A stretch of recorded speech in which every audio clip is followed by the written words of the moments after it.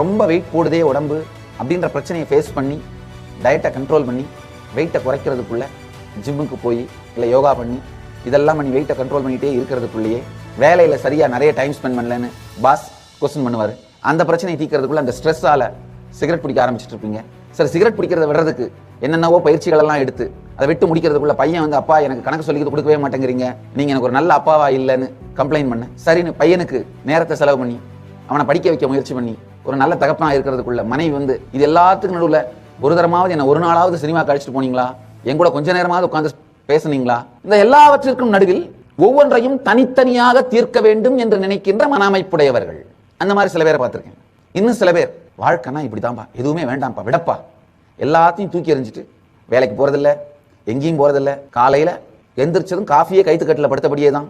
நிஜத்திலிருந்து நிஜத்தை நேர்கொள்ள முடியாமல் உங்களை தப்பிக்க வைத்துக் கொள்வதற்கு நீங்கள் எதை உபயோகப்படுத்தினாலும் அது பொழுதுபோக்கு தான். பொழுதுபோக்குங்கிறது சினிமாவோ அல்லது டிவியோ மட்டும் தயவு செஞ்சு நினைக்காதீங்க. வாழ்க்கையின் நிஜத்தை நேர்கொள்ள முடியாமல் உங்களை விடுபடுத்திக் கொள்வதற்காக எதை உங்கள் வாழ்க்கையில் கொண்டு வந்தாலும் அது பொழுதுபோக்கு தான். பொழுதை போக்குவது பொழுதுபோக்கு.